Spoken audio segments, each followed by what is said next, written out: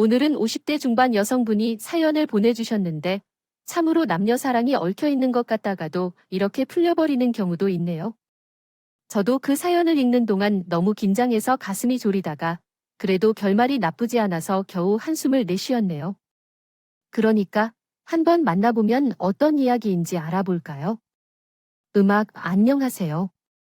요즘 들어 정말 새로운 삶을 사는 듯한 생각이 들어요. 50년째 같은 삶을 살아왔고 거기다가 코로나로 인해 힘들어하면서 회의가 들기도 했는데요. 그래도 좀 더 열심히 살아보려고 합니다. 그렇게 느낀 이유는 제 삶이 스트레스의 연속이었기 때문인 것 같아요. 단순히 말해서 우리 남편에 관한 이야기부터 시작해보려고 합니다. 결혼하기 전부터 그는 저에게 엄청 많은 선물을 해준 사람이에요. 결혼 전에 많은 남자들이 그렇다고 하지만 특히 이벤트를 너무 좋아해 특별한 것을 계속 해주려고 했어요. 항상 우리 연인과 함께하기 어디로 갈까? 라고 말하며 연인과의 시간을 즐겁게 보내기 위해 늘 노력하곤 했어요. 어디든 가기로 했어요. 그때는 저도 무엇인지 몰라서 그냥 웃으면서 따라다녔죠. 저랑 5살 차이 나는 남편은 약간 철이 없지만 훤칠한 외모 덕분에 주목을 받는 사람이었어요. 솔직히 말하자면 이때 나 말고도 몇 명의 여자들이 남편을 좋아했었어요. 대학 시절에 만난 남편이기 때문에 항상 주변에 여학생들이 있었는데 중간중간에도 나를 좋아한다며 따라다니던 남편이었기 때문에 조금 어정쩡했어요. 솔직히 지금서야 이야기하지만 그때는 내 친구 중 한 명도 남편을 좋아하고 있었기 때문에 우리 사이에 긴장감이 좀 있었어요. 관계가 있기 때문에 나도 모르게 선택한 것인지도 몰라요. 음악, 친구에게는 평소에 얄미운 사람이 있는데 남편이 나를 좋아하니까 그를 더욱 강하게 직진하는 것 같아요. 영미야, 너랑 상훈이 오빠가 무슨 일이야? 아니야, 내가 봐 오빠가 너무 멋진 것 같아. 너한테 하는 행동이 너무 자상한 것 같고 내 스타일이라고 해야 하겠고 비밀이긴 한데 그렇게 하는 건데. 이렇게 말하며 주변을 둘러보니까 친구가 입을 열었어. 얘기를 듣자마자 친구가 너무 열받고 견딜 수가 없는 것 같아. 순간적으로 화가 치밀었고 입술이 부들부들 떨려서 말이 안 나오더라고요. 나는 몇 년 전에 상훈 오빠와 집에 같이 간 적이 있었어요. 그때 영미라는 여자가 날 착한 것 같다며 칭찬해 주었고 어른들도 좋아할 성격이라며 공감을 표현했죠. 그래서 나도 그 말에 동의했고 엄청 맞장구를 쳐주었어요. 이렇게 해서 가는 내내 오빠가 문까지 다 열어주고 중간에 내 신발끈도 풀렸는데 따라다니면서 다시 묶어주는 모습이 귀여웠어요. 그런데 그때부터 조금씩 긴장이 커졌지만 더 큰 충격은 다음에 있었어요. 얘가 나를 조롱하는 듯이 쳐다보자 기분이 확 나빠질 정도였죠. 그러면서 양미도 나한테 나쁘게 보이지 않았다고 말했고 자신의 이전 여자친구와 헤어진 상처에 대해 언급하며 많이 상처받았다는 이야기를 했는데 나도 그 얘기를 알고 있었어요. 있었지. 아무튼 그래서 새로운 연애를 하게 된다면 나와 비슷한 밝고 사람들과 잘 지내는 타입이랑도 해보고 싶은 것이야. 여건 두근두근해지더라고. 만약 너도 나를 좋아한다면 그걸 알려줘야 할 것 같아서 말해봤어. 아니, 그때 말을 듣고 너무 놀랐어. 맨날 집에 가는 길 같이 가자고 여기까지 뛰어내려오고 학교만 갔다 오면 내 주변을 맴돌던 오빠. 그래서 그 당시 남자로 되고 싶었던 나의 남편 말이야. 거의 항상 저랑 붙어 있어서 나를 좋아하는지 의심해본 적이 없었거든. 그러나 나중에 친구로부터 그 스토리를 들었어. 그런 일이 있었다는 건 정말 믿을 수 없게 느껴져. 화가 나서 차마 친구에게 뭐라 할 수 없었고 그 후에 다시 제 집 앞에서 기다리고 있는 그 인간에게 무슨 말을 해버렸나요? 오빠, 나 말고도 지연이에게 관심이 있는 것 같아. 그럼 지연이랑 만날래? 왜 맨날 우리 집 앞에서 서성거리는 거야? 나는 이렇게 우유부단한 사람을 싫어해. 왔다 갔다 하지 말고 똑바로 노선을 정해. 그때 나도 얼마나 바보 같았는지 깨달았어요. 어리긴 했나 봐요. 말하다가 뭔가 훅 하고 올라오면서 울음이 섞인 말로 내뱉게 되었어요. 아니, 그런 건 다 필요 없어. 다른 여자한테 조금이라도 흔들린 사람은 싫어. 그러니까 우리 집에 찾아오지 마. 꼭 꼴도 보기 싫어. 이렇게 말하고서 며칠 동안을 피해 다녔고 집 앞에서 밤새도록 기다리는 그 인간을 그저 놔두고 맨날 모른 척했어요. 그 당시에는 저는 아빠와 남동생과 함께 3명이서 살고 있었는데 아빠가 몇 번이나 저에게 설득을 하셨었는지 기억해요. 영미야, 그 사모님과는 친구가 아닌 것처럼 너무 성을 내고 방금 현관 앞에 있어. 집에 들어오라고 해도 웃으면서 아니야라고 하면 영미가 나오기 전까지 기다린다던데. 내가 본 것처럼 저 아이는 편집도 잘하고 어른들에게 잘했던데 라고 말하며 싸운 적이 있었어. 우리 아빠도 생각해보니 웃겨요. 예전에는 제가 누구를 만나면 크게 화를 내고 드러냈었는데 그런데 이상하게 그 인간에게는 마음을 은했어요. 여에 좀 늦었던 것 같아요 하지만 그런 말에 전혀 신경 쓰지 않고 방 안에서 공부하고 있었고 그러다가 잠들었다가 얼른 일어났어요. 그런데 바깥 창문을 내다보니 여전히 그 사람이 집 앞에 있는 것이었어요. 새벽이 되었는데도 그렇더라고요. 진짜 어떻게 할지 생각하다 결국 옷을 챙겨 나가게 되었고 아마도 그 시점에서는 제가 증오라 할 수도 있었어요. 여기서 뭐 하는 거야? 오빠 일어나서 얼른 집에 가. 감기라도 걸리면 내 탓할 거야. 얼른 집에 가라고. 제가 나한테 화를 낸 목소리로 말했을 때입니다. 졸고 있던 그 사람은 몸을 부비적거리며 겨우 저를 보았어요. 그러면서 끝내 괜찮다고 바보같이 말했지만 아휴, 저는 자란 지금까지 제대로 된 모성애를 체험해본 적도 없는데 왜 그렇게 짠하고 안타깝게 느껴졌을까요? 마치 추위에 떨고 있는 제 아이를 보는 듯하여 처량하게 느껴졌어요. 결국 저도 그냥 옷과 작은 담요를 건네준 후 그날의 이야기를 나누었어요. 오빠 나 말고도 여기저기 여자들한테 작업을 거는 거 아니었어요? 왜 우리 집에 와서 사람을 불편하게 하는 거예요? 제 말에 그 사람의 두 눈이 덩그러니 커지던데 그 사람은 자초지종 어떻게 된 얘기를 하는지 물어보았어요.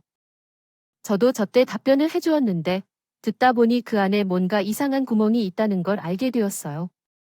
내 친구 지연이가 말하는 것이야. 그때 지원이가 같이 가자고 따라오면서 영미야, 너는 다른 사람들과 일찍 같이 가는 게 아니야?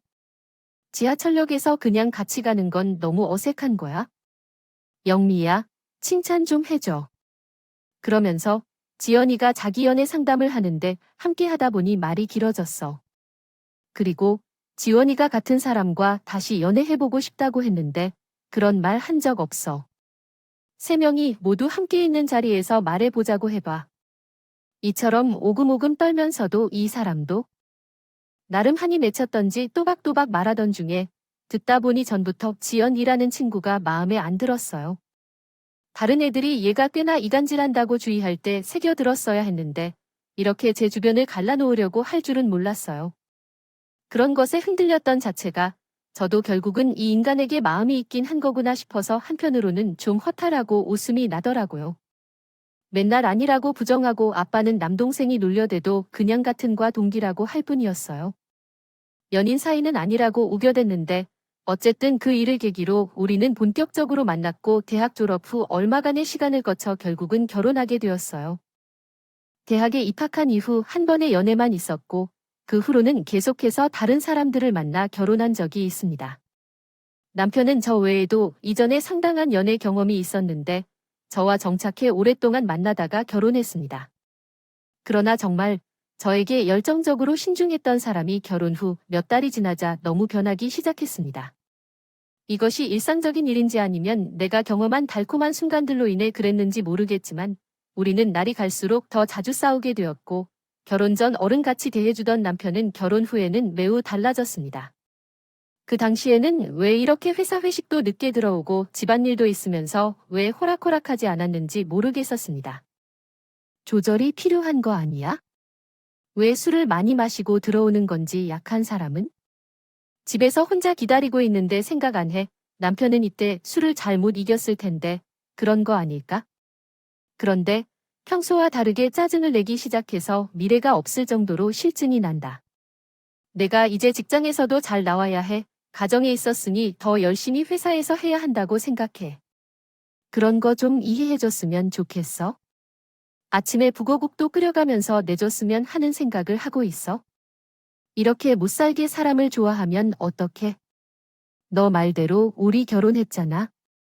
이젠 내가 아니라고 남편 잘못이라고 생각을 해봐야 할 것 같아. 남편은 생각지도 않게 가부장적인 사람이었어요. 이전에는 세상이 신시대로 바뀌었는데도 남자다운 자세를 띠고 살아온 그가 결혼 후에는 우리 아버지와 똑같은 태도를 보이기 시작했어요. 결혼한 이후에 2층 창문을 열어 들여다본 우리 시댁은 어머니가 아버님 앞에서 심술도 못 부리는 모습을 보여줬어요. 제가 그 모습을 보고 안타깝고 민망해했던 정도였죠. 그런데 며느리로서 아버님이 잘 대해주셔서 뭐라 할 수 없는 신세였어요. 이런 상황 속에서도 남편은 제가 시댁에 자주 가길 원했어요. 내가 없어도 종종 우리 집에 가서 엄마랑 아빠랑 같이 좀 있어주고 싶어. 자식이 나 하나밖에 없잖아. 알겠지만 아버지께서 너를 시집 올려주셨던 것을 얼마나 기쁘게 생각했을지. 버스를 타고 10분 정도면 금방 왔다 갔다 할 수 있는 것 아니야. 그렇게 남편이 없는 시댁에 너무 예쁘다더라고 다니셨던 남편이 뭔지 모르겠어. 순전히 연애 때의 기억만 갖고 우리 집에 매일 와주던 그 빚을 갚아주겠다고 하고 갔었던 거야. 하지만 최근에는 아버님도 내가 자주 만나는 것이 편하시다고 하는 건지 점점 티를 내시는 것 같아. 생각해보면 얘네도 조금씩 아이를 낳을 때가 되어간다고. 우리 상훈처럼 아들 하나만 낳고 끝나서는 안 돼요.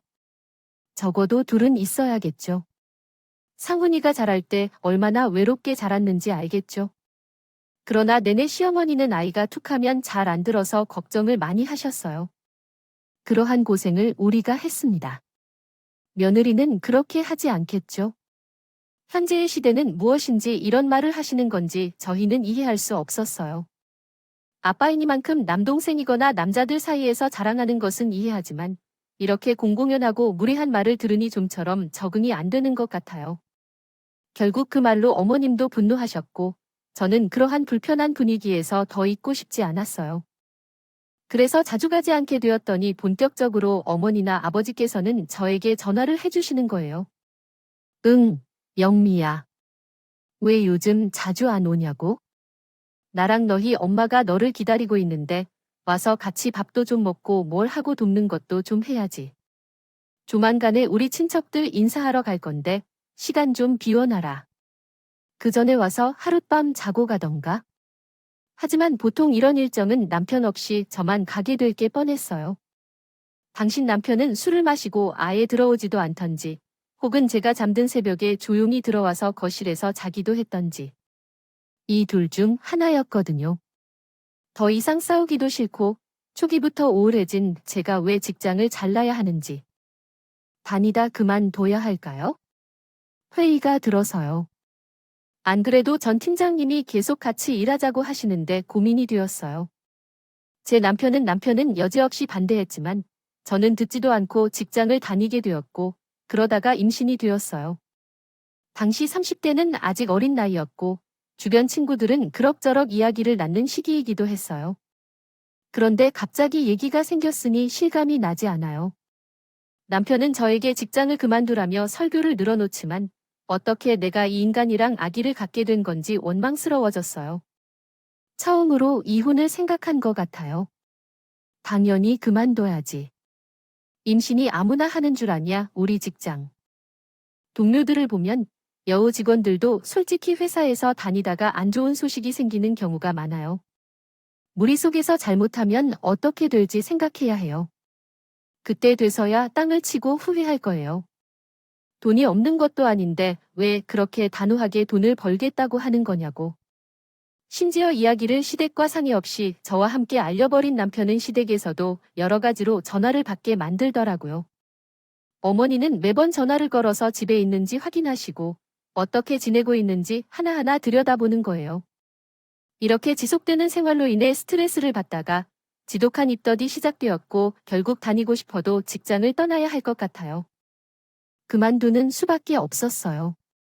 그래서 시간이 흐른 뒤에 아이를 낳게 되었는데 그동안 딱히 나에게 엄마가 없는 것에 대해 불평한 적은 없었어요.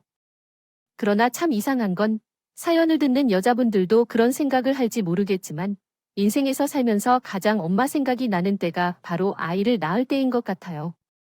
그리고 아이를 키우는 동안 문득문득 생각이 나더군요. 우리 아빠랑 남동생이 와서 축하도 해주고 어느 정도 제 대신 아이를 안아주고 놀아주기도 했었는데 그때 나는 그들에게 말은 안 했지만 엄청나게 엄마를 떠올리게 되었어요. 음아가 그때 난 어려웠어. 사는데 가득 차 있었는데 남편에게 이것저것 털어놓았어요. 엄마와의 관계도 좋지 않았고 어릴 적에 떠나버렸어. 항상 원망했지만 승우가 나오면서 왜 엄마에 대해 이런 생각을 했을까? 내가 태어났을 때 엄마도 이런 힘든 일을 겪었겠구나. 아기일 때는 아무것도 못하고 누워만 있을 때 엄마는 고생하면서 날 키웠겠지. 이런 감정이 들어. 지금 엄마가 여기 있다면 아마 내게 대인이급으게 물었을 텐데. 그때는 더욱 감성적이었고 남편은 새벽에 들어와서 잤을 때도 이런 이야기를 들어줬었어요. 물론 그런데도 며칠이 지나면 우리 둘은 불길한 싸움을 했었지만요. 우리 아이는 매일같이 이렇게 잠도 안 자고 제게 괴롭히는데 왜 이렇게 늦게 들어와서 회식한 사람들과 함께 했는지 전화번호를 빨리 내놔. 당장 내 앞에서 전화하라고. 감정이 엄청 산란되고 주체를 잃어버린 제게는 모든 원망이 남편과 아이에게로 쏠려버렸어요. 한편으로는 서운한 건 남편이 제 이런 부분을 전혀 이해해주지 않았고 가장 어려운 상황에 있는 제게 절벽 밑으로 밀어내는 말 상처 주는 말을 했어요. 그런데 뭐가 그렇게 힘들다고 난리야? 언니, 애 키우는 건 다 힘들지. 왜 너만 힘들다고 해?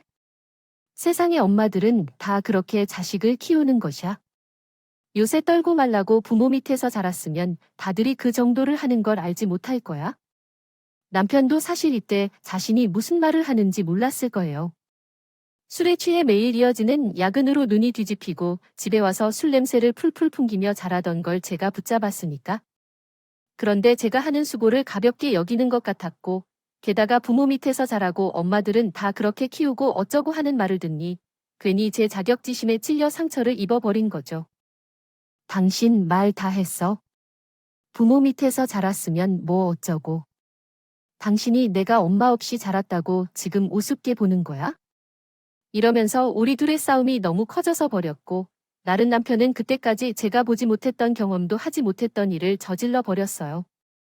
아무리 피곤해 절어 있고 짜증이 난다지만 돈을 참지 못하고 옆에 있는 화분을 밀어뜨려 버린 거예요. 그래도 안 자고 울며 괴롭게 하는 애기는 큰 소리에 놀라 경기를 일으키고 결국 그날 나 혼자 힘겹게 운전해서 애기를 데리고 응급실까지 갔어요. 별다른 처치 없이 집에 돌아와 보니 새벽인데도 남편은 집에 없었어요. 딴에도 속상했다 치겠지만 너무 분노했던 것은 그 길로 시댁에 가버린 거예요. 뭘 잘했다고 지도 억울하고 뭔가 불평을 하고 싶었는지네 엄마, 아빠한테 가서 싹 다 일러 바쳤더라고요. 예의를 갖고 시댁에서 와라 가라 어쩌고 하는데 정말 진저리가 났어요. 그냥 모든 것이 다 제 잘못인 것처럼 느껴지고 이 인간이랑 언제까지 살아야 하나 싶더군요. 호통을 치시는 시부모님의 난리 속에서도 꿋꿋하게 가지 않았고 전화도 받지 않았어요. 그러다 보니 남편과의 사이는 더욱 멀어지게 되었고 이상하다 싶었는지요. 결국 남편이 긴급 신고를 해야 했어요. 여보, 오늘은 우리 애를 집에 맡겨두고 잠깐 나가서 먹고 올까? 응, 그는 자신이 밥을 물에 먹었다가 또 우리 집에 맡기고 나가서 식사를 한다는 거예요. 그래서 제가 계속해서 이상한 식사를 하던 사람인데 그가 이렇게 변한 거예요. 노래하지 않아서 계속 짜증이 나서 결국 나가게 되었어. 남편은 평소와는 다르게 예전 일을 떠올려서 분위기를 파려고 했더군요. 영미야, 그래도 우리는 서로 계속 좋아졌잖아. 하지만 연애할 때 나도 많이 노력했어. 진짜 솔직한 마음으로 결혼하면 너도 그걸 알아줄 거라고 생각했어. 남자라고 무조건 다 사랑해주고 하는 게 익숙한 건 아니야? 나는 아직 영미 너밖에 없고 너랑 함께 숨쉬기 위해서 이렇게 밖에서 뼈 말아먹게 일하고 끌려다니는 거야. 이게 지금 내가 너를 사랑하는 방법이라고. 그걸 좀 이해해주면 안 돼? 얘기를 듣다 보니 저도 괜히 울컥하기도 하고 그간 쌓인 게 서로 많았는데 볼 시간은 참 없었던 것 같은 거예요. 자기답게 결혼해서 자녀를 먹여 살리는 게 먼저라고 생각했고 그래서 결국 여자로서 체험을 받고 싶었던 이유는 후회스러웠던 것이었죠. 그것을 자신도 후회한다고 하니 이제는 그 감정을 풀어야겠다는 생각이 들었어요. 그래서 이후로는 좀 포기하게 된 거예요. 남편이 늦게 들어와도 그렇게 여기고 물론 여전히 마음에 들지는 않았지만 참아가며 키워왔어요. 중간에 아이가 아프기도 했고 아버지가 큰 수술을 하셔야 했어요. 이 두 가지 일이 저에게 많은 영향을 끼쳤는데 그 이유는 두 번의 상황에서 남편이 제 곁에 없었다는 것이었어요. 우리 아들이 넘어져서 큰 소리를 내기도 했지요. 다치고 병원에서 수술을 받았을 때 남편은 홍콩 출장 중이었고 아빠께서 암 수술을 받으실 때에는 같은 서울 하늘 아래에 계셨습니다. 그럼에도 불구하고 안기 어울리셨습니다. 당신이 어떻게 그럴 수 있어? 우리 아버지야. 다른 분이 아니라 당신의 장인분이자 아버님인데 이렇게 중요한 수술을 받으시는데 회식에 참석해야 한다는 게 무슨 소리야. 그때 저희 어머니께서 아프실 때도 그랬으면 좋겠다고 말했어요. 가슴이 불안하고 두렵던데요. 마음을 달래기가 힘들었습니다. 이런 상황에서는 남동생에게 전화하셔서 우리 남편에게 말씀하길 바랐습니다. 얼마나 욕을 했었는지 모르겠어요. 결국 남동생까지 마음이 틀어져 저처럼 원망을 하게 되었다는 거죠. 솔직히 말하면 이번에 우리 아빠 일도 그렇고 누나 얘기 들어보니 매형은 결혼하고 엄청 많이 변한 것 같아요. 나도 남자지만 결혼했다고 이제 잡은 물고기 관심 안 주는 것 같아요. 그래도 좀 너무 열받는데 명절 때 말고 딱히 볼 일이 없는 매형과 처남 사이가 안 좋아졌고 남편은 제 눈치에 못 이겨 어쩔 수 없이 우리 아빠에게 안부 전화를 드리곤 했어요. 정작 당사자인 아빠는 크게 개의치 않으셨고 전화를 내 아들에게 받게 관심이 없었습니다. 영미야, 아빠는 너무 걱정하지 마세요. 이번 항암도 마지막이고 조금 시간이 지나면 괜찮을 거예요. 그보다도 건강에 신경을 써야 해요. 얼굴색이 너무 안 좋아 보이는데 밥은 잘 먹고 있나요? 아빠는 큰 수술을 거치고 항암 치료를 받으시면서 몸이 날로 좋아지지 않아도 딸의 걱정까지 마음 쓰셨어요. 그런 아빠에게는 내 결혼 생활이 엉망이라고 이언하고 싶진 않아요. 결국 시간이 흐르고 상황이 급속하게 변해가고 아빠는 여전히 옷은 따뜻하게 입고 다니고 딸을 생각하는 것 같습니다. 제 곁을 떠나셨습니다. 그날은 정말 넋이 나갔었어요. 항암 치료를 받고 몇 차례의 치료를 받았을 때도 있었습니다. 그때 괜찮았을 때가 있었거든요. 그때 동생과 함께 아빠를 모셔 여행을 갔었어요. 남편은 함께하지 않았지만 해외 출장이 잡힌 거로 알고 있습니다. 상황이 어렵겠지만 본인은 어렵다고 생각하나요? 제가 노력은 많이 해보려고 하지만 시간 내기 어려울 수도 있어요. 그래서 너무 많은 기대를 하지 말고 왜 또 그런 표정이에요? 저도 같이 가고 싶은 마음은 있지만 시간이 안 되는 건 어떡하죠? 알겠어요. 가지 마. 정말 진짜로 지겹다. 당신의 변명을 듣기엔. 당신 부모님 늙어 죽을 때까지는 결코 얼굴 안 볼 거예요. 당신이야말로. 기대도 하지 마요, 알았지? 제가 정말 할 말을 참지 않고 막 하게 되었고 현재 잘 하고 있는 유치원생 아들 앞에서 둘이 지독하게 싸우겠어요. 그러한 모습이 분노에 섞인 얼굴을 찌푸리며 물에서 아빠와 제 남동생 그리고 제 아들과 함께 나는 시서 1박 여행을 다녀왔었는데 그것이 마지막 추억이 되었어요. 이상하게 그때 그래서 사진을 많이 찍고 싶어지더라고요. 밤새 아빠와 이야기를 하고 싶은 게 많았는데요. 아무래도 방사선 치료나 항암 치료 등의 큰 치료를 받은 후에 체력이 상당히 약해진 것 같았어요. 일단 그 경험을 한 뒤에도 아버지의 건강이 꽤 회복된 것으로 느껴졌지만 시간이 지난 뒤에 아버지의 건강이 급속히 악화하기 시작했어요. 연세가 있는 편이라고 해도 그리고 제 친구들의 부모님도 이런 상황을 경험했지만 아버지는 너무 빨리 악화되어 가셔서 아직 젊다면 중년에 우리 곁을 떠나게 되셨어요. 누나야, 아버지가 얼른 오시기를 바래. 매번 그런 전화를 받았던 동생이 전화가 그것이 처음으로 무서웠어요. 사실 아빠의 장례 후에 이제는 동생으로부터 겁나는 전화를 더 이상 받을 걱정을 안 해도 되겠구나. 이것은 장점일지도 모르겠다고 생각했어요.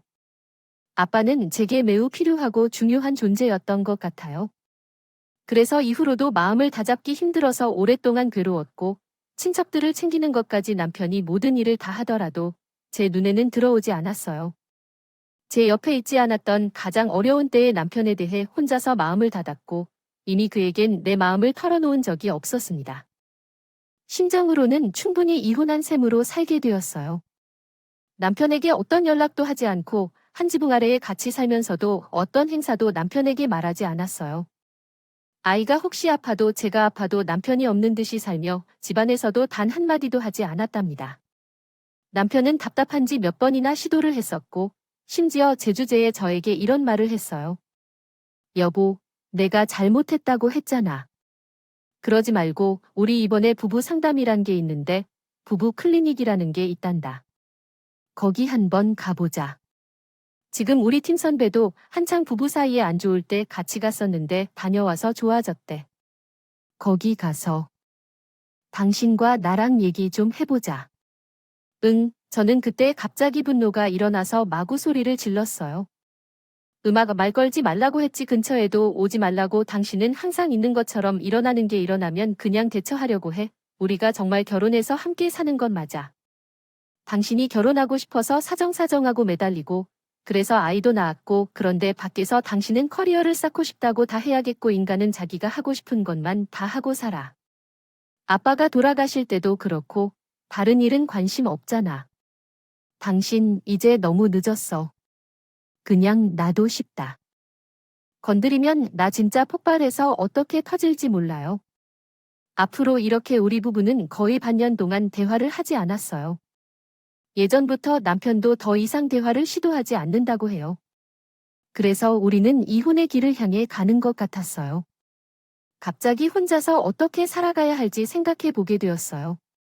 둘 다 입 밖으로 이혼을 말한 건 아니지만 이혼과 다를 바 없는 것 같았어요. 생활비 같은 경우는 남편이 늘 돈을 통장에 넣어주고 나는 더 많이 소비하고 가계부를 작성해 매달 사용 내역을 남편 책상 위에 올려놨어요. 내가 받아서 쓰는 게 자존심이 상하지만 내 돈을 쓰는 이유가 있어서 이런 식이었어요. 정확히 모든 것을 기록한 것 같아요. 나는 빨리 내 능력을 향상시켜서 이 집을 떠나고 싶지만 어떻게 해야 할지 감이 안 잡혀요.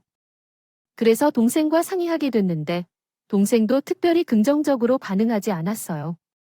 지금은 집에서 혼자 사는 중이지만 어떤 일이 발생할지 모르잖아요. 최근에 만난 사람이 있고 언젠가 결혼할지도 모르겠으니까요. 잠깐씩 생각해도 계속 같이 살기는 어려울 것 같아요. 무슨 일인지 궁금해. 동생의 입장을 이해하고 마음을 닫았지만 이제는 정말 이야기할 만한 곳이 필요해요. 피부 치료밖에 없어서 저도 털어놓게 되었어요. 듣고 난 동생은 못 참겠다며 당장 이혼하라고 했지만 그 당시에는 답이 없어서 진행을 못 하겠더라고요. 이혼할지 아직 시간이 좀 걸리겠지만 더 준비해서 말이야. 이런 사람 나를 의식해서 그런지 계속 일찍 들어오긴 하더라고요. 그런데 밤만 되면 맨날 옷을 갈아입고 나가는 거야? 처음에는 운동이라도 한다 싶었어요. 하지만 그런 허름한 차림새도 아니고 내가 참 남자라도 만나는 건지 적당히 주워 입고 다니는 거라고요. 이제 인간 여자 문제까지 걱정해야 되나 싶어. 하긴 그동안 술을 퍼먹고 돌아다닐 때도 의심은 갔었어.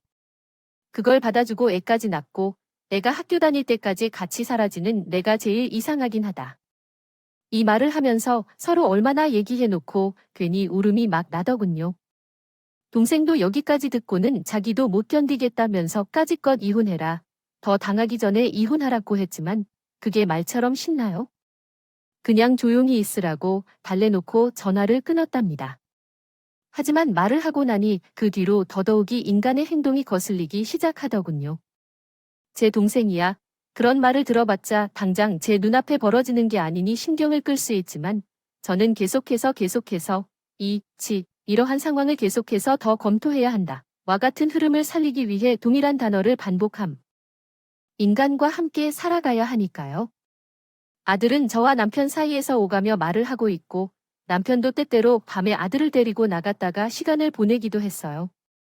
서로 대화하는 소리를 듣게 되면 대부분은 아들을 통해서고 이렇게 되니 남편이 집에 있을 때 제 목소리가 밖으로 들리는 것도 싫어지더군요. 우리는 남보다 못한 최악의 상태가 되어버렸어요. 그런 상황에서 어느 날 밤에 남편이 아들을 데리고 나갔었어요. 하지만 산책을 가는 줄 알고 다녀왔고 후에 아들이 이상한 소리를 한답니다. 엄마, 아빠랑 어떤 집에 다녀왔다고 말하는 거예요. 거기서는 밥도 먹었어요. 무슨 소리야? 집이라니 가서 밥을 먹고 왔다고 잘못 들은 줄 알고 몇 번이나 물었지만 아들은 계속해서 그게 맞다고 다녀왔다는 말만 해요. 좀 알아듣게 말을 해봐. 누구 집에 간 건데? 거기 누가 있는데? 몰라. 우리 집으로 하는 할머니와 아줌마가 있는 집에 갔어요. 처음 보는 사람들이었어요. 순간적으로 저도 날카로워지는 것 같아요. 혹시나 설마 했지만 이 인간이 이렇게까지 파렴치하고 제정신이 아니라는 것이 실감났어요. 왜 나 아줌마가 있고 할머니가 있는 집이라고 하면 여자가 있는 집이 아니었겠어요? 아직 이혼한 것도 아닌데요. 저는 그 여자가 우리 집에 드나들고 있으며 또 어떤 미친 정신으로 우리 아들을 데려갔는지 의문스러워요. 정말 어이가 없어요. 더군다나 그 여자랑 우리 아들과 함께 살 생각을 하는 건지 상상도 할 수 없어요. 게다가 아들이 한 말을 듣고 나니 더 화가 나더군요. 그 애가 주장하는 내용은 완전히 이해하기 어려웠어요. 그 애가 아줌마가 밥을 해줬다고 해요.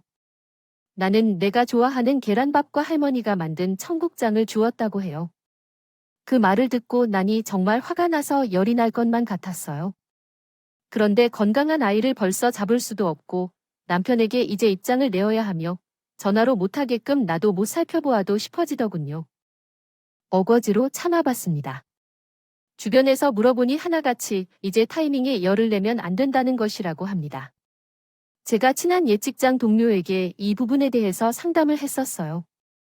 영미 씨가 말해주는 것은 그럼 결코 티를 내면 안 돼. 하나하나 알고 있는 것을 드러내면 안 된다고 하더라고요.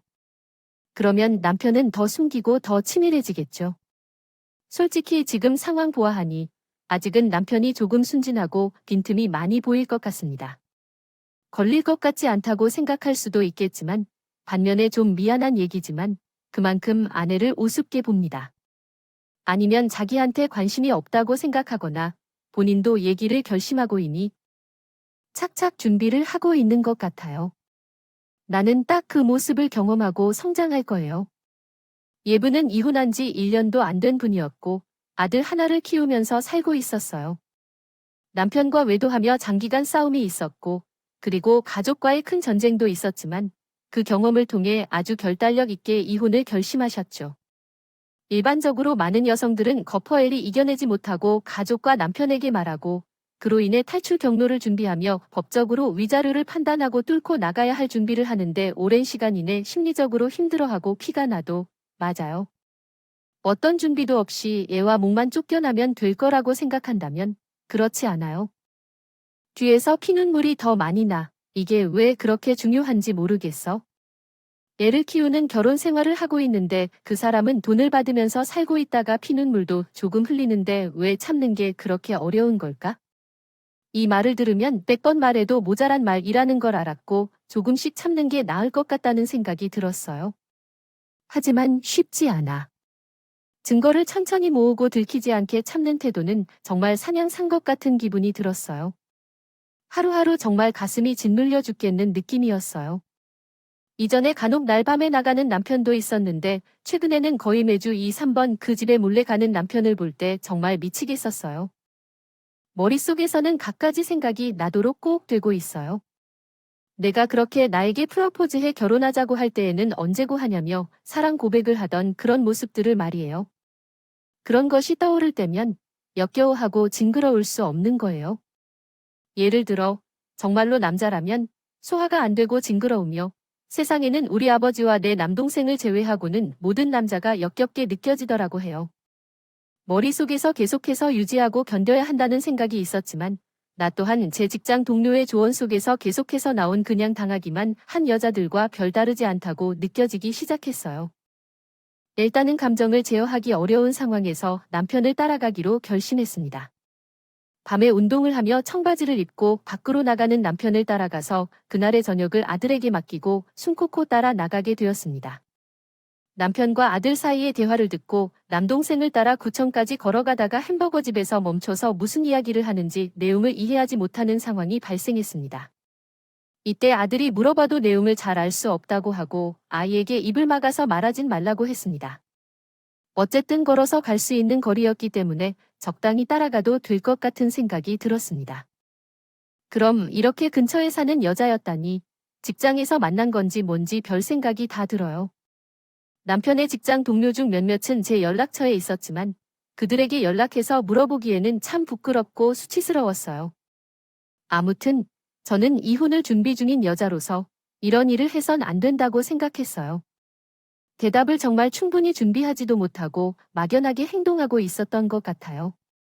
그리고 숨을 죽이고 밤 공기를 헤져서 좁은 골목을 따라 남편과 둘만의 곳으로 들어가게 되었어요. 그곳은 작은 4층짜리 빌라였는데 남편이 한 계단씩 올라가며 센서가 켜지는 2층으로 향했고 나는 그 불이어야 했습니다. 꺼질 때까지 조용히 밖을 바라만 보고 있었어요. 원래라면 이런 식으로 대놓고 쫓아오는 것 자체가 엉망진창 실패의 상징이었고 최선의 기회를 다시 돌려보려면 집에 돌아가는 게 맞았어요. 하지만 막상 그런 사실을 눈앞에서 목격하고 있으니 정말 너무 분개와 억울함이 쓸쓸히 들썩이는 거예요. 남의 집을 이렇게 자주 드나들면서 다니는 모습을 보니 나조차도 참으로 한심하고 어리석은 것 같아요. 연애할 때 우리 집 앞에서 사실상 살던 남편을 떠올리게 되더군요. 그것과 똑같이 예의를 차리며 다니는 걸 보면서 각종 악의적인 감정이 밀려오고 결국 저 또한 제 분별을 잃고 따라서 그 빌라 안으로 들어간 거예요. 한 걸음 한 걸음 올라가며 저는 숨을 쥐고 잠깐 눈을 감았습니다. 하지만 머릿속에서 소용돌이치는 남편의 잔상들은 모두 나쁘고 더러운 것들만 떠올랐습니다. 결국 마치 무언가를 징벌하는 듯이 제 손으로 급히 초인종을 눌렀고 한 번 누르자 끝도 없이 눌리게 되었습니다.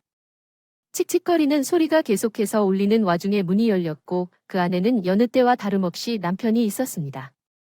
눈이 휘둥그레져서 저를 쳐다보며 말했습니다.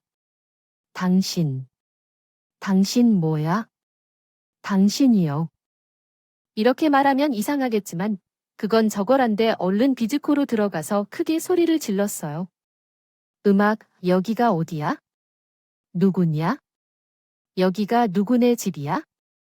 제가 큰 소리로 외쳐다니면서 주변을 살펴보는 동안 작지만 거실은 금방 제 시야에 가득 찼어요. 소파에 누워있는 할머니가 있었고 그 앞에 있는 작은 탁자 위에는 죽과 같은 것들이 너무 난잡하게 흩어져 있었어요. 시부모님도 아니고 할머니도 아닌데 상간녀가 어디 있는지 찾아보려고 집안을 헤매는데 그림자도 안 보이는데요. 어쩌다가 남편이 급히 말리고 난리가 났어요.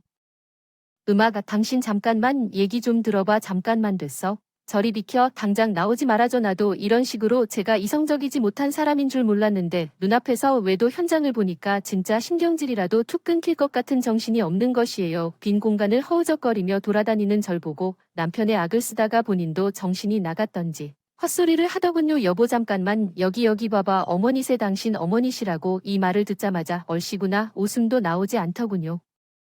진실을 말하자면 진짜 웃긴 게 없어 할머니